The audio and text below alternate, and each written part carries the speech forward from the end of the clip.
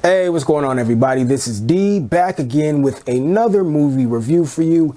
And this movie review is for the 2004 Michael Mann directed film Collateral. Alright, now Collateral is starring Tom Cruise, Jamie Foxx, Jada Pinkett Smith is in this, and Mark Ruffalo is actually in this as well, which was kind of a shock for me on this recent viewing of the film, because I've only seen the movie one other time other than the most recent viewing, which was a few nights ago.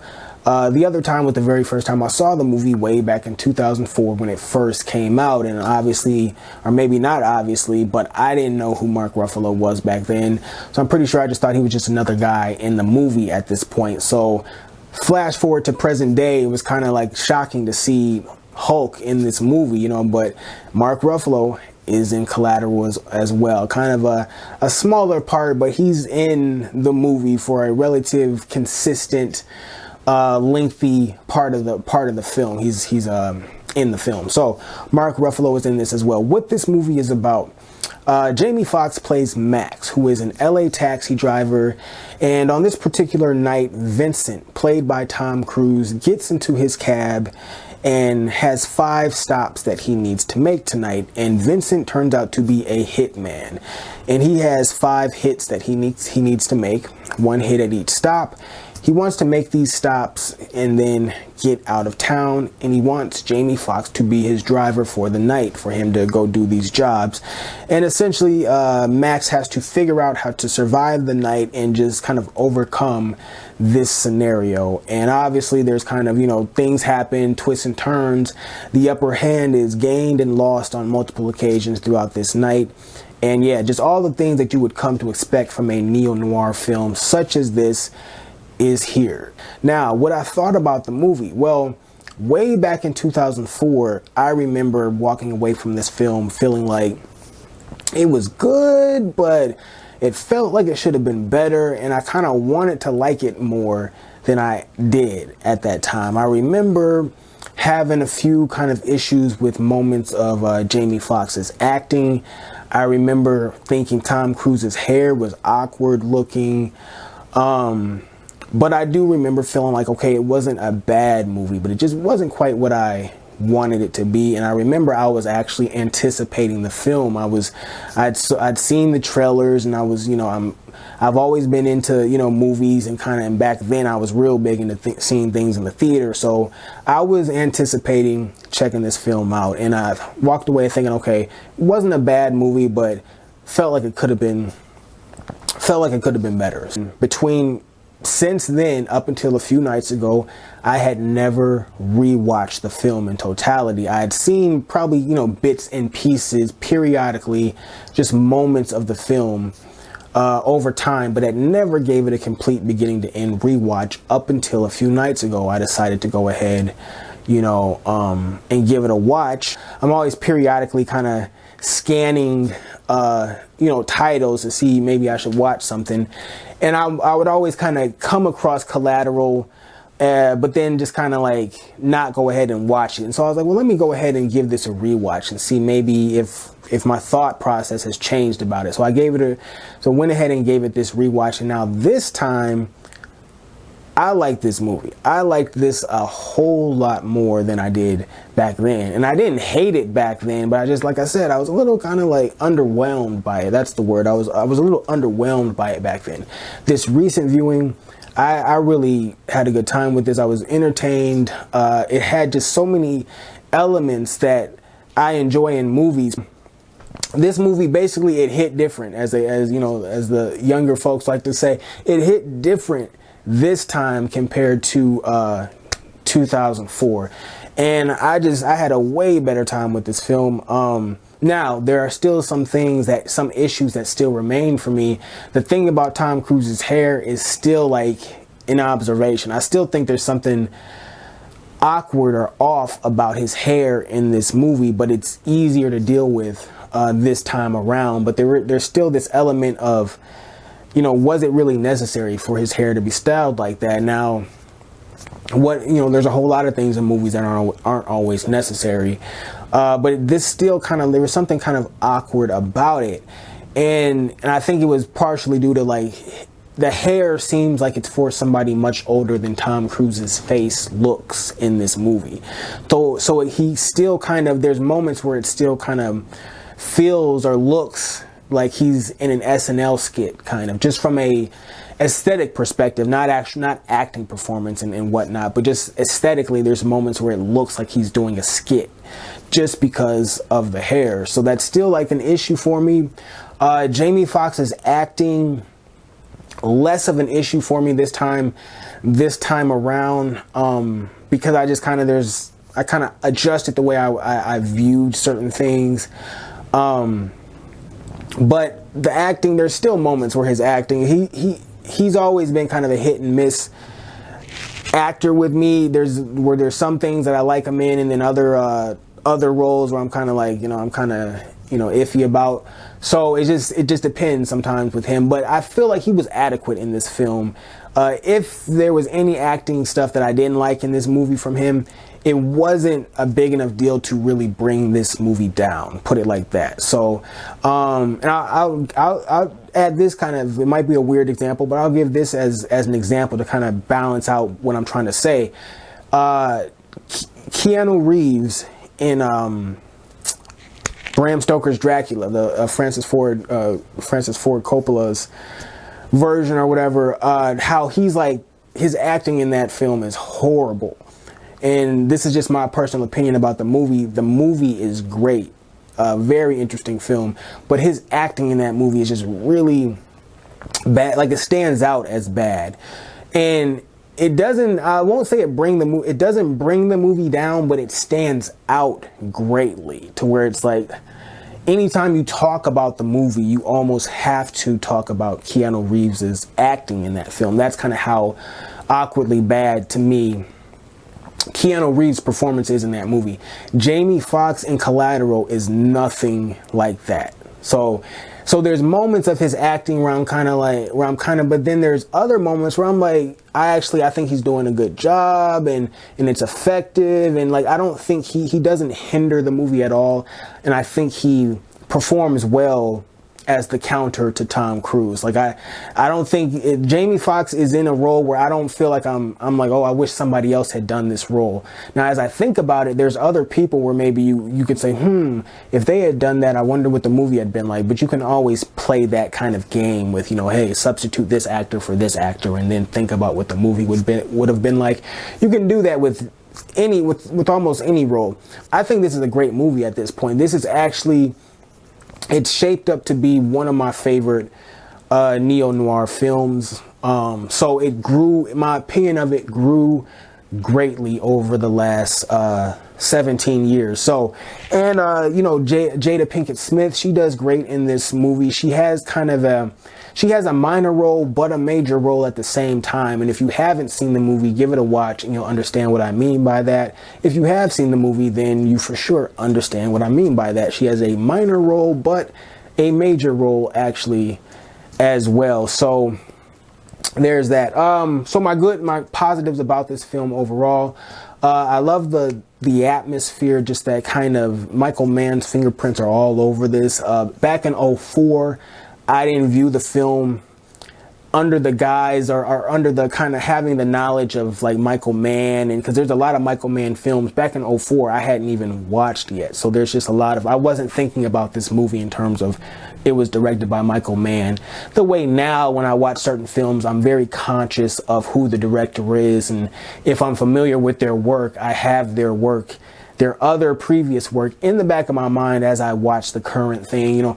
I wasn't thinking in those terms when I watched Collateral back in 2004. Watching it now, after having seen, Manhunter, and after having seen, even though I think I had already seen Heat, I'm pretty sure I had seen Heat by 2004 back then. I don't know if I had associated Heat with Michael Mann or not, but Heat is one of my favorite all-time movies regardless of genre. And so, I see the Heat elements, watching Collateral.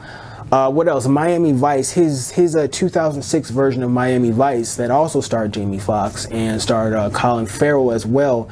And that version of Miami Vice was one of those sleeper films for me where I found myself watching it a lot, even though I wasn't quick to give it any type of praise. Like it was hard for me to tell people, hey, this is a good movie.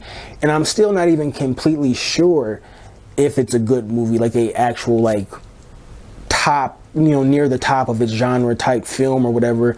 I'm not even sure if Miami Vice can, get that kind of praise, but there's something about that movie where I played it quite a bit for a good period of time. There's just an atmosphere to it. Some of the visuals, some of the shots in that movie are just really cool shots, and just like Michael Mann there's a style of film, the kind of that neo-noir style of movie that he's just really good at capturing in terms of visuals and mood, and what, when he incorporates music into scenes and moments and things like that. So I remember, and this is going to be kind of a longer video, I guess, now, because I'm going on a bit of a tangent, but I remember in the 2006 Miami Vice film, towards the beginning of the movie, there's a scene where they go out on a rooftop, Crockett and Tubbs or whatever, they go out on a rooftop, and they have to make a phone call, and while they're on the rooftop, there's like this lightning storm that's happening in the background, and this is, takes place in Miami, and it's just such a cool shot and adds really cool ambiance and vibe to the film. And just Michael Mann, even going back to Manhunter, has always been really good for being able to add this very slick, moody atmosphere to his movies through the use of colorful visuals and dramatic shots and cinematography and music that has certain energy and emotion and stuff to it in different situations. He's always been good for that. Heat had moments of that where I got that same kind of just it's hard to really put a word on it, but it's just the same kind of energy to it.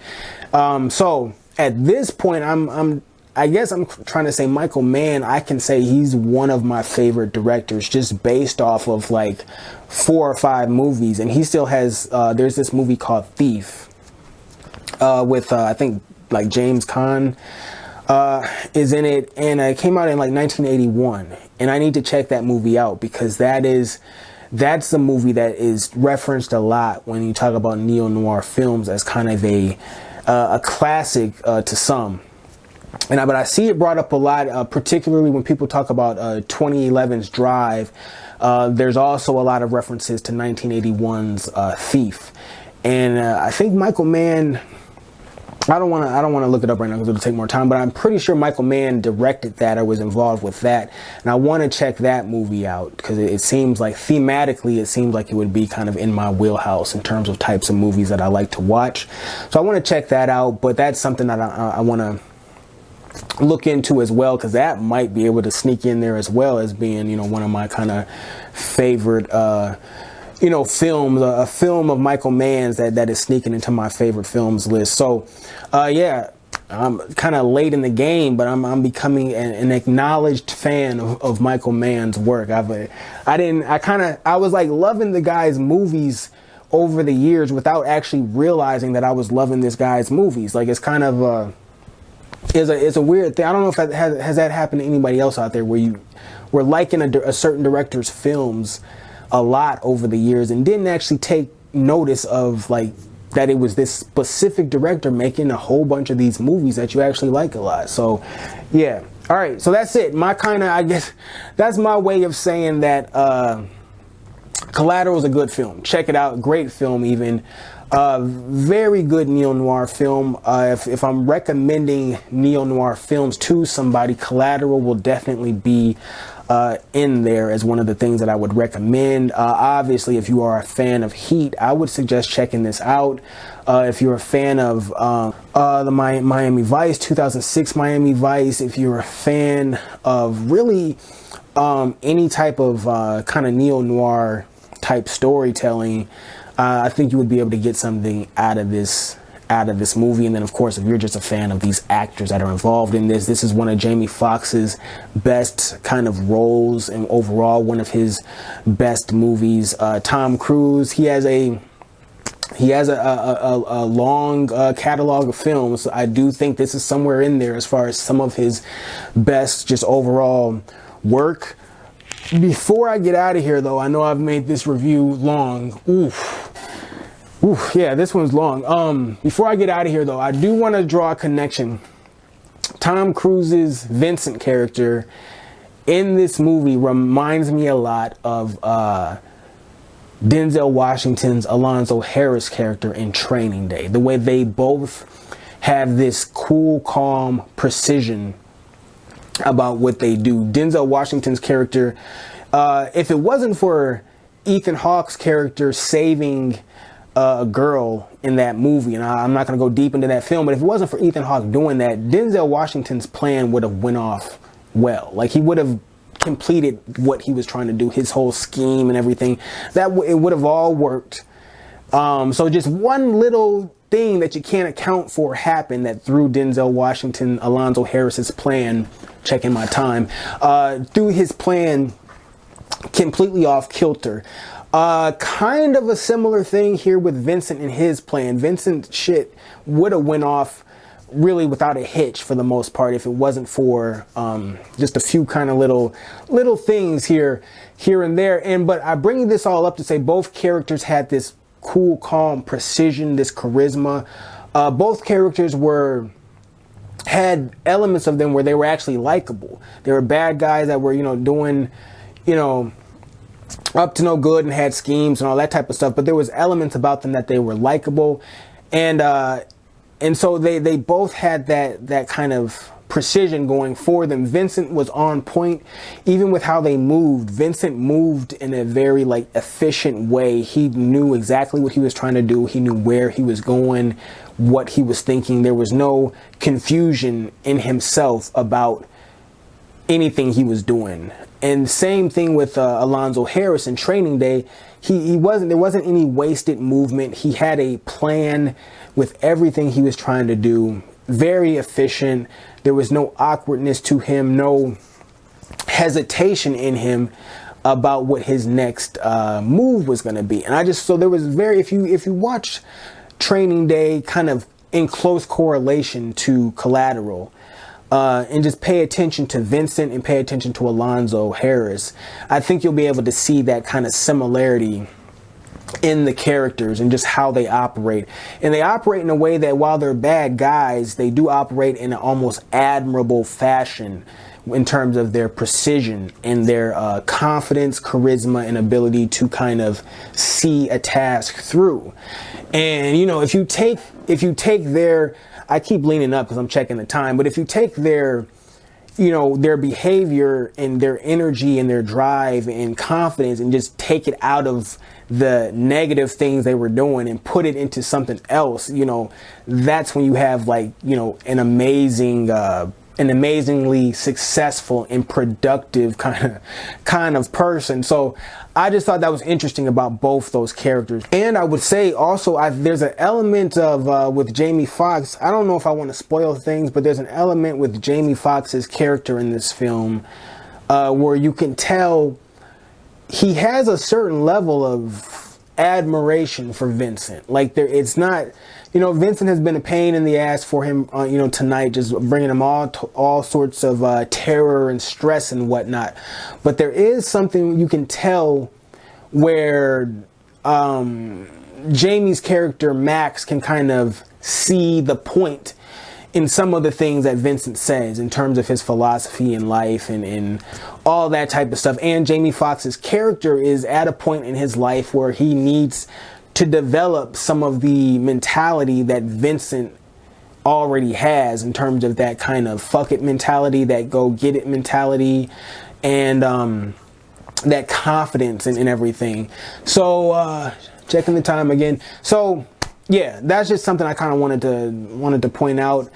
Yeah, there's actually more I could go into about this movie. This is a good movie. Usually the movies that I like this, that turn out to really be kind of one of those where I kind of emphatically, like the film, where it's yeah, I'm really, really recommending this movie to you. Usually those movies I can kind of talk for a long time about those particular films. So that's it, you guys. Collateral, I suggest it to any fan of neo-noir films. Yeah, that's it. As always, until the next time, I will catch you on the next go-round.